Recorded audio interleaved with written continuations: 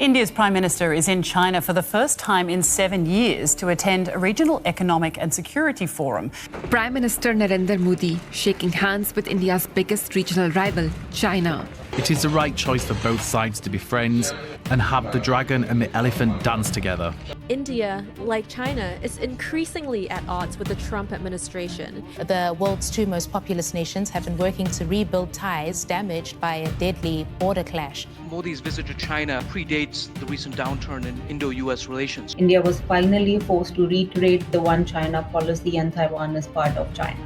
Mr. Trump has scored an epic foreign policy failure for the United States. India, the nation that the United States of America had relied on for decades as a check on China, has now taken a step that has stunned the entire world. At first, it seems impossible to believe that India would do such a thing. Following high-level conversations with Chinese Foreign Minister Wang, New Delhi opened its doors to Beijing, which hinted at a transition that few people had anticipated. The possibility that India could become more aligned with China rather than the United States. This might be a huge shift in the state of affairs throughout the world, elevating above and beyond the scope of a typical diplomatic encounter. We're going to have a fantastic relationship. I will tell you, we're going to have a fantastic relationship, and it'll make both countries much stronger. Significant investments were made by the United States government over a period of many years in order to place India at the center of its strategy. This was done because the United States believed that India was a democratic powerhouse that could potentially constrain the rise of China. In spite of the volatility of the world situation, successive administrations in the United States assumed that India would remain steadfastly aligned with the United States. Meanwhile, that self-assurance is beginning to erode. In particular, Donald Trump was the one that shook foundations for this cooperation. As a result of his unexpected enmity against India, policies that had been backed by 5 prior governments, including his own earlier term, were ultimately revoked. Instead of deepening a relationship that had been regarded for a long time as the cornerstone of America's Asia strategy, India was forced to rethink its alternatives as a result of Trump's tariffs, threats, and belligerent style. It is possible that this departure from Washington will be regarded as one of the most significant strategic missteps that Trump has made. He employed a basic policy, which consisted of isolating Beijing, imposing pressure and sanctions, and engaging friends in the process of supporting the United States. Nevertheless, the world did not go according to his plan. China has quietly developed a massive economic network throughout the global south, which is something that is significantly more long-lasting than the domestic victories that Trump has achieved. It now sells more than $1 trillion to developing countries every year. Today, Chinese goods, factories, and investments are driving expansion around the globe, from Southeast Asia to the Middle East, and from Latin America to Africa. The fact that China is already exporting its entire technological ecosystem, which include high-speed rail, solar panels, electric autos, and smartphones, transforms the country into more than just a worldwide center for manufacturing. There's a possibility that Washington may face severe consequences in the event that India begins to join the system. The developing world is already beginning to take notice of Beijing's growing appeal. In the event that the two most powerful nations in Asia are able to reach a consensus, it is possible that the United States' influence may decrease at a faster rate than was anticipated. What makes Wang Yi's trip to New Delhi so significant is the fact that this is the reason. There is more to the trip than just a symbolic one. Given that this is the first visit by a Chinese official of his caliber in almost 3 years, the timing of this event highlights the significance of the occasion. India and China have been adversaries for a very long time because of their long history of hostility, border conflicts, and wars. Especially during the time when Modi was in collaboration with Trump, New Delhi imposed restrictions on investment, made Chinese applications illegal, and shifted its focus toward Washington. The tide, yet, is beginning to turn. The direct flights between the two countries are once again beginning to operate. Beijing has made a commitment to alleviate India's concerns regarding essential imports, such as rare earth elements and fertilizer inputs, which are essential for both agriculture and industry. Even the possibility of reopening trade lines across the border, which were until recently thought to be permanently closed, is also being considered. Wang makes it quite apparent that China and India may choose to collaborate without engaging in competition with one another. For Washington, this is a living nightmare. One of the most significant advantages that the United States has had in Asia is the gap that exists between China and India. Washington was able to appeal to New Delhi as a counterbalance to Beijing as a result of this phenomenon. On the other hand, if that margin narrows, the United States loses its leverage. Why at this time? The answer can be attributed, in large part, to the strategy taken by the United States. Trump's combative foreign policy was built on the foundation of tariffs, restrictions, limits, and direct demands imposed by the United States. The assumption was made that both allies and adversaries would behave in the same manner. India did comply for a period of time. It is clear that Modi has accepted the Quad alliance, which is comprised of the United States of America, Japan, and Australia. This alliance is obviously anti-Chinese. According to Washington, India is the most important Asian ally that the United States has. Nevertheless, the pressure that came from the United States eventually turned into friction. The United States government insisted that India stop purchasing oil from Russia, but New Delhi refused to comply. India places a high focus on ensuring its energy security. Oil from Russia, which was relatively inexpensive, helped to keep inflation under control for more than 1 billion people. The decision to forsake it would have led to the economic self-destruction of the economy. The fact that India did not give in to pressure exerted by the United States was a demonstration of the depth of Washington's authority. Instead of reaching a solution, the United States of America responded with reprimands, threats, and warnings about sanctions. India, which is proud of its sovereignty and wants to be recognized as an independent nation, was unable to accept what had previously seemed like collaboration, since it began to sound like command. This was because India wishes to be recognized as an independent nation. It is the right choice for both sides to be friends and have the dragon and the elephant dance together. China was quick to recognize the opportunity. During his visit, Wang took a number of symbolic acts, including reopening border commerce, promising to remove trade obstacles, and reinstating airplane connectivity. Through its participation, India made it very clear that it will not serve as a tool for the United States governments in Asia. As a matter of irony, it is possible that Trump's hardline stance might have produced the opposite outcome. There is a possibility that it would have brought China and India closer together rather than isolating Beijing. Mistrust is still present, as is only natural.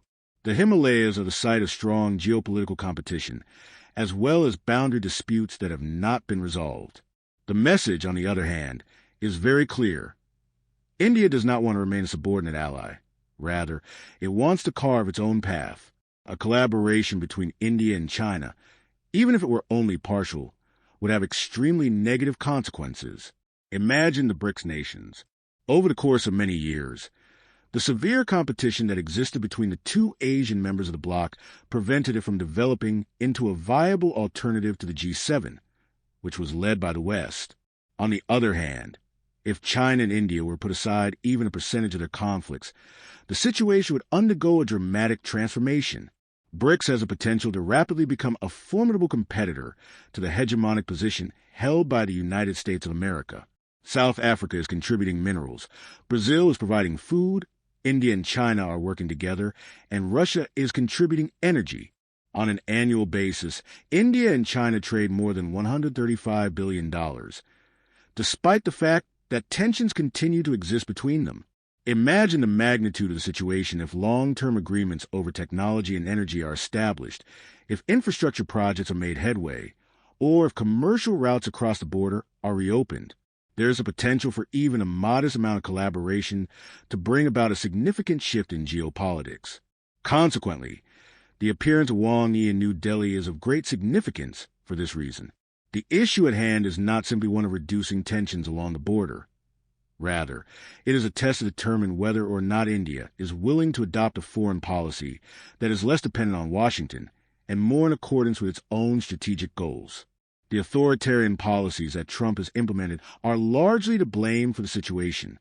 His demands that were universally applicable, his contemptuous attitude toward partners, and his reliance on tariffs all ended up being counterproductive. In order to avoid isolating China, they urged countries, such as India, to concentrate on finding alternatives. Rather than allowing BRICS to get weaker, they allowed it to become stronger.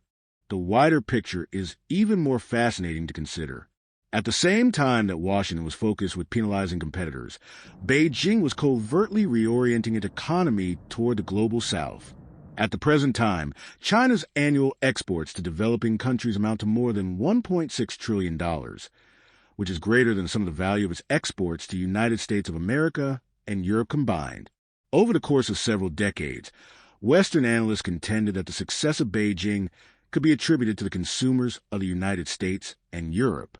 China's most significant market at the moment is the global south.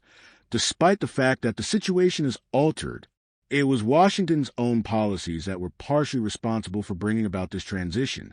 The United States president expected that tariffs would have a significant negative impact on China's exports, but Beijing instead cultivated new allies. Through this, it was able to expand its connections with the Middle East, increase its trade with Africa, and pour money into Latin America. By building ports, roads, railroads, and digital networks across dozens of countries as part of the Belt and Road Initiative, it was able to establish direct connections between China's supply chain and the distribution networks of those countries. This has led to the creation of a new map of international trade. Beijing has emerged as a preferred partner in multiple cities, including Nairobi, Sao Paulo, Riyadh, and Jakarta, as opposed to Washington or Brussels. Also, the changes are not limited to the realm of trade. The rate at which Chinese companies are making global investments is significantly higher than the rate at which they are making domestic investments. In reality, China's foreign investment was higher than the United States investment in the previous year. Through the establishment of ports, factories, data networks, solar farms in Africa, and lithium mining in South America, Beijing is working to integrate itself with the developing world. The activities in question are not only economic endeavors. Rather, they're strategic footholds that guarantee long-term effect and resources. There is no way that Washington's tariffs will stop them. As the United States made greater efforts to isolate China, Beijing's expansion, diversification, and strengthening of its position in the global south intensified. This is an ironic turn of events. China has been accelerated in its rise to power rather than being contained. In terms of the industries that best exemplify this worldwide transition, electric automobiles are among the most prominent examples. China has built the largest electric vehicle EV sector in the world over the past 10 years, and as a result, it now produces more than 60% of all electric cars that are sold worldwide. Nevertheless, the real transformation will take place when it makes its subsequent step, which is a violent push beyond its confines. For the first time, electric vehicle makers in China are investing more money in foreign countries than they are in their own country. As a result of the expansion of distribution networks across Southeast Asia, factories are being constructed in Europe, and markets in Africa and Latin America are opening up to Chinese autos that are priced affordably and consistently beat their Western competitors. The exportation of goods is just one facet of this. Another facet is the incorporation of Chinese businesses into other economies in order to establish infrastructure, employment opportunities, and long-term dependence. There's a lot riding on this outcome. Within the next few decades, the future of the whole automotive industry will be defined by the supremacy of electric vehicles. At this point, China is in the lead. Western automakers suffer with higher expenses and slower output, in contrast to Chinese companies, which expand faster, give cheaper models, and benefit from strong governmental assistance. Furthermore, Chinese companies produce cheaper models. Nevertheless, China's policy goes considerably further than that. The global south is home to a significant concentration of critical minerals, such as lithium, cobalt, and nickel resources, all of which are required for electric vehicles. By expanding its presence around the world, China is not only growing its sales of autos, but also ensuring that it will have access to the raw materials that will be used to power transportation future vehicles. The individuals who own the resources have the ability to exert influence over the sector and, eventually, the global market. As a result, a different kind of influence is generated. When they host Chinese electric vehicle plants, countries like Thailand and Brazil reap the benefits of more than simply an industry. They immediately establish a direct connection between their economic future and the prosperity of Beijing. It is difficult for the United States to undo such an alliance through the use of tariffs or diplomatic pressure. When one takes a step back, the pattern becomes clear. The tariffs imposed by Trump enhanced China's ascent rather than slowing it. By doing so, they made it possible for Beijing to steer the countries of the global south into a new age rather than preserving the dominance of the United States. Given that Wang is currently in New Delhi, the main contours of this realignment are beginning to become apparent. The period of time during which Washington wrote the norms that govern the world order is drawing to a close. China and its allies, which may include India, are in the process of developing their very own administrative structures for the forthcoming period. The most important question is whether or not the United States will adjust to this reality, or whether or not it will risk being marginalized as other countries affect the future. What has just taken place in New Delhi is not the conclusion of the story.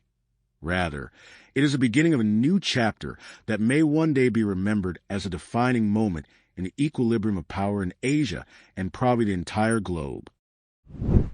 Thank you for watching the video, and don't forget to like and subscribe.